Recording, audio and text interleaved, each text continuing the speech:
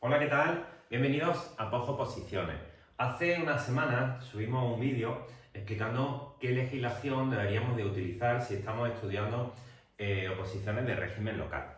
En muchos de los comentarios me preguntáis si podríamos hacer un vídeo similar explicando qué legislación tenemos que estudiar para estudiarnos la parte de Hacienda, presupuesto de régimen local. Es bastante más complejo, es bastante menos concreto, pero lo vamos a intentar. Yo voy a dar la visión de la legislación básica que tendríamos que estudiarnos a la hora de afrontar el estudio de la parte económica del régimen local. La primera de las leyes que tenemos que estudiar sí o sí va a ser esta, el decreto legislativo, el Real Decreto Legislativo 2/2004 de 5 de marzo que aprueba el texto refundido de la Ley de Haciendas Locales. Esta va a ser la clave. Aquí nos van a hablar de los tipos de ingresos que tiene una administración, los tributarios y los no tributarios, de lo que son las tasas, de lo que son los precios públicos, de lo que son los tributos y otro tipo de ingresos que pueda tener la administración. Después nos van a desglosar esos tributos, especialmente los impuestos, y nos van a explicar los 5 impuestos que pueden cobrar los ayuntamientos. 3 de ellos serán obligatorios y 2 serán potestativos. Vale, una vez que hemos entendido esta parte de los tributos, nos van a pasar a explicar el funcionamiento, la composición, la estructura y la tramitación del presupuesto municipal. Y por último nos hablarán de la liquidación de las cuentas, del cierre de las cuentas y de todo ese tipo de cuestiones que hacen cerrar el año contable, el año presupuestario. Vale, con lo cual esta ley habría que verla prácticamente entera. Si quieres saber de haciendas locales, de presupuestos, de impuestos y de tributos, te tienes que mirar esta ley al completo. Pero no será lo único que tendremos que mirar. También va a ser muy importante este decreto. Un decreto ya bastante antiguo, que tiene 34 años, pero que, fijaros cómo se llama. Decreto 500 de 1990, que desarrolla el capítulo primero del título sexto de la antigua Ley de Haciendas Locales. Bueno, sigue desarrollando la parte relativa al presupuesto de la actual Ley de Haciendas Locales, la que acabamos de mencionar. Vale, ¿qué cosas trae este decreto 500?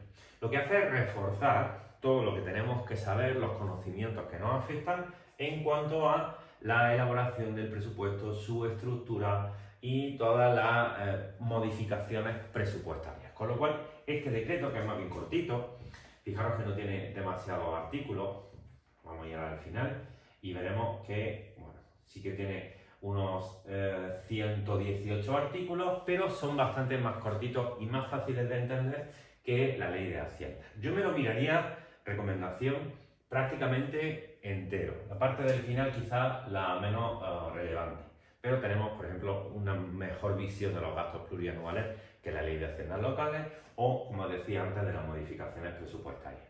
Muy importante, sí o sí hay que verse primero la ley y después el decreto. Nunca lo hagáis al revés, porque si no, no se va a entender nada. Con lo cual, ya tenemos la Ley de Haciendas Locales y este decreto 500 de 1990. Podríamos permitirnos mirarnos solo el principio o las 2/3 o el 85% de este decreto, especialmente podríamos dejarnos la última parte, quizá la menos relevante. ¿Tendríamos ya todo visto? No. Hay una cosa que tenemos que saber, pero vamos a ver cómo lo afrontamos porque puede ser delicado. Tenemos una orden de Hacienda, Ministerio de Hacienda, es esta orden, la orden 3565 del 2008. Para los que tenéis problemas con los números y recordar este tipo de cosas, a mí siempre me ha recordado a los días del año, 365. Y como tenemos un poquito de iglesia, ponemos el 5 donde queramos y ya me sale. Vale, esta orden de Hacienda lo que hace es aprobar la estructura de los presupuestos. ¿Parecido al decreto 500? Sí, lo que pasa es que esto desde un punto de vista mucho más práctico. ¿Para qué sirve esta orden? No se os ocurra estudiarla. Es imposible. ¿Cómo querer estudiarse una guía telefónica o algo similar, ¿vale? Pero sí es muy importante tenerla presente a la hora de hacer supuestos prácticos, especialmente si vais a trabajar con modificaciones presupuestarias, partidas presupuestarias, contabilidad, etc. Fijaros esta ley, después de su articulado, que es verdad que es bastante cortito, ya en el articulado nos explican lo que son los capítulos presupuestarios, las áreas de gasto de la clasificación funcional y la clasificación orgánica. Evidentemente no nos la pueden decir porque depende de cada administración, pero nos explican cómo funciona. Y sobre todo, después de ese articulado, como decía, vienen unos cuantos anexos en cuanto a la clasificación por programa del presupuesto y nos van a establecer cuáles son los códigos de esos programas.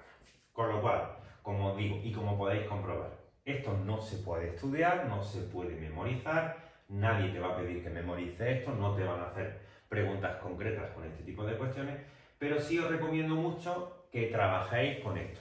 Cuando hay modificaciones presupuestarias, coger supuestos prácticos, alguna pregunta test y con esta orden en la mano intentamos resolver qué es cada uno de estos epígrafes, por lo menos que nos vayan sonando. Tenemos claro los 9 capítulos de ingresos, los 9 capítulos de gastos, pero con esto además nos acostumbraremos a trabajar con los grupos de función, con la clasificación orgánica, etc. ¿Vale? Bueno, espero que os sirva. Hay más leyes que tendríamos que tener en cuenta. Hemos dicho que tenemos la ley de haciendas locales, el decreto 500 y esta orden de hacienda. Y podríamos trabajar también con la ley de racionalización y sostenibilidad de las entidades locales. Lo que pasa es que a mí me resulta mucho menos trascendente. Esa sería una ley mucho más secundaria para echarle un vistacito una vez que domina por lo menos las dos anteriores. Me he quedado solamente con la legislación en materia de hacienda y presupuesto. No me he metido en otra parte de la legislación económica, como podría ser el tema de bienes o el tema de contratos. Para mí, la parte de hacienda serían simplemente estas 3 normas que he explicado junto con la ley de racionalización y sostenibilidad. Si queréis ampliar también con bienes y contratos, me lo dejáis en comentarios y intentaremos hacer un nuevo vídeo.